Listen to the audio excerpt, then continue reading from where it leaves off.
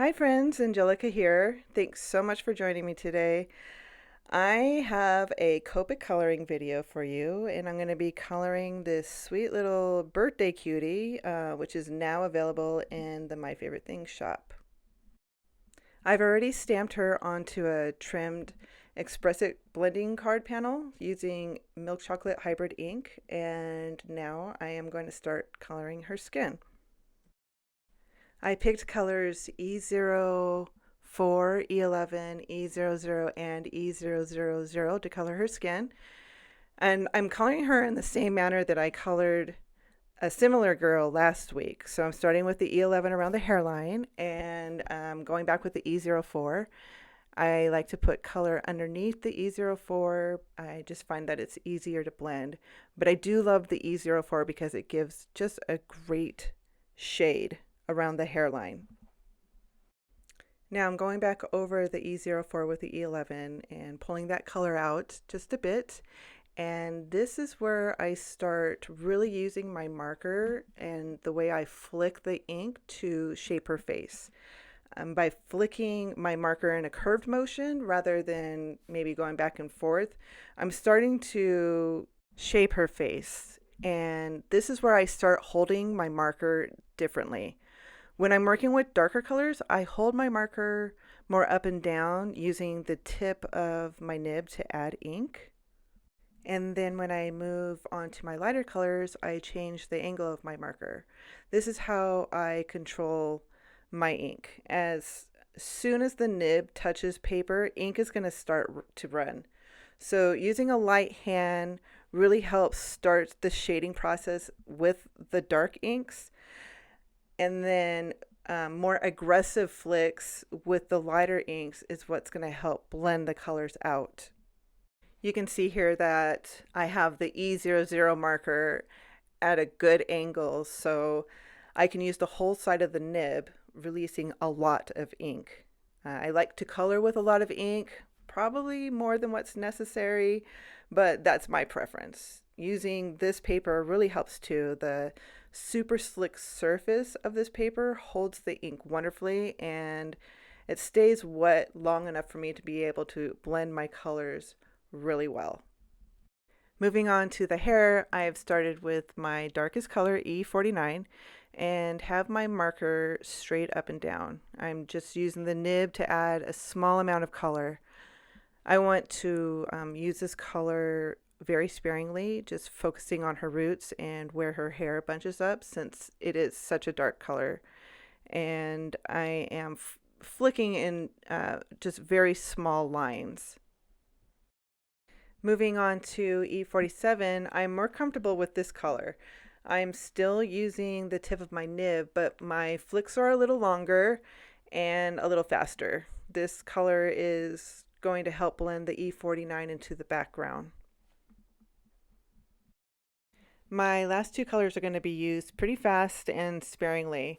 I don't want the inks to blend together anymore because I want her hair to have highlights. So with the E44, I am still starting near the part of her hair, but flicking the nib, the top of the nib, into the uncolored part of her hair. And I'll be doing the same with E42, but this time I'll be kind of flicking the color back into the dark part of her hair. This will help blend out the ends of the darker colors just a little bit. Now, learning to flick with the tip of your nib does take practice. I had to color a lot of hair to figure out what pressure to use and when. So I highly recommend just practice, practice, practice. Moving on to her yellow dress, I am starting with V93. I am adding quick lines where I want the shadows to be. Violets are great to use under yellow for shading. They are opposite from each other on the color wheels, so they make a really nice neutral gray when mixed together. I'm going over the V93 with Y18 and bringing the color out a little bit for my next yellow. I was planning on only using 3 yellows for the dress, but realized that Y15 and Y11 was just too much of a jump in color, so I had to come back with Y13 to help blend them together. When I color, I always make sure I have my coloring chart next to me and a scratch piece of paper, the same paper that I'm coloring on.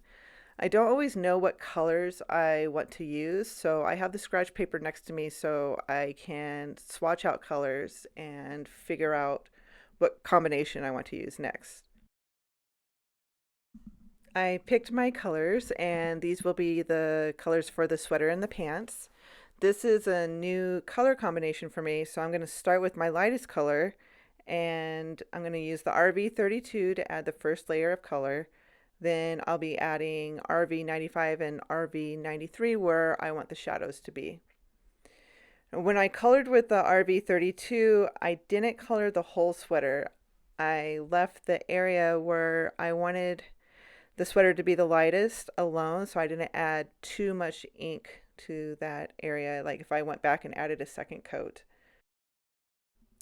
Now I'm just finishing up the pants and her shoes, and this is when I realized I had forgot to color her feet and hands, so I'm gonna do that really quickly too, and then move on to the blanket. BG15, BG23, and G00 is one of my favorite blue-green color combinations to use. And again, I'm just starting with my darkest color, working to the lightest. I didn't color the middle of the blanket all the way because that's where I want the lightest color. So now I'm going back and darkening up a couple spots before I finished coloring the whole blanket with the G00. And when I do finish the blanket with the G00, I am going to start in the middle of the white area and color back up into the dark area so it pushes the darker inks away from where I want the highlight to be on the blanket. The cat I colored with cool grays. I used C3, C1, and C00. And I gave her rosy cheeks with R000. And I just did some quick shading before moving on to the balloon. I'm going to color the balloon with the same colors as the dress. I slowed the video down so you can see how I colored this. I'm starting with V93 and then I'm going to blend it out a little bit with V91. I meant to start with V91. I thought the V93 was a little dark when I was coloring the dress, but I forgot to change it for the balloon. Next, I'm going to be using Y18, and I'm going to start just by tracing the V93 line with the marker, and then I'm going to start flicking the color out using the side of my nib for more ink. And now I'm going to start shaping the balloon by doing this. I'm adding more of the Y18 towards the bottom of the balloon because that's where I want it to look like it's darker than I am at the top.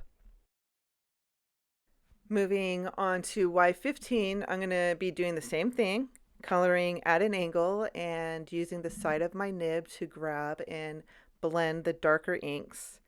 I'm still coloring at a curve, continuing to shape the balloon, and I'm being a little bit more aggressive now with my flicks.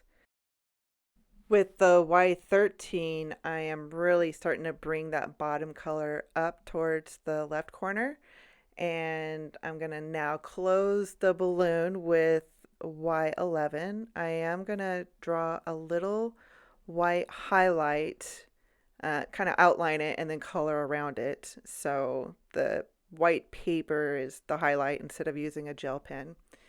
And kind of blending the inks together, but I know I'm going to do a second coat, so I'm just leaving it be, and then I'm just starting the process all over again because I want a little bit more definition to the balloon. I'm starting with V91 to really sharpen the darkest areas of the balloon. I'm doing small flicks of color, taking my time to be sure I don't add V91 anywhere where I don't want it to be. Now you can already see a difference just by starting with that one color in the second coat. I'm gonna start moving fast with the rest of the colors. You can see now I'm holding my markers at an angle and flicking pretty fast.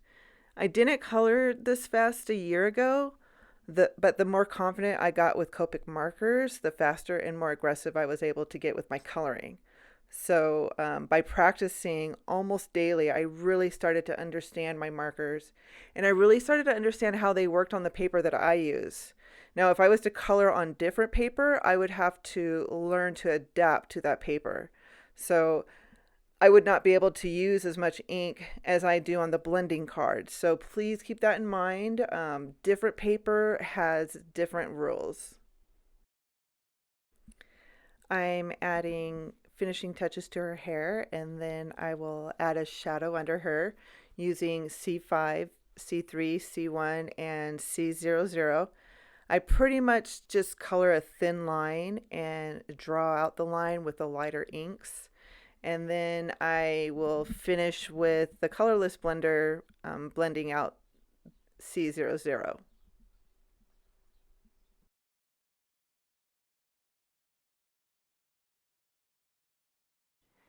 I stamped a sentiment off screen onto the colored panel, and now I'm stamping the inside of the card base. I'm going to add craft foam to the back of my panel before attaching it to the card base. And I'm about to flip the colored panel over, and you're going to see how the ink held inside the paper. Even though I used a lot of ink, I didn't bleed outside of the stamped lines, and I didn't bleed out of the back of the paper too. I am just about ready to add the panel to the card base. I removed the backing off the middle adhesive piece, and I'm going to add a little bit of glue to that, which will help me attach it to the card base, and I can wiggle it around a little bit to make sure it's straight. I'll set it aside for a minute to let the glue dry, and then I'll use my tweezers to take off the backing of the rest of the adhesive strips. And that will finish my card for today. Thanks so much for stopping by. I hope I was able to share some tips with you today. If you enjoyed this video, please give it a thumbs up and don't forget to subscribe before you leave. I will be back shortly with another video, so I'll see you then.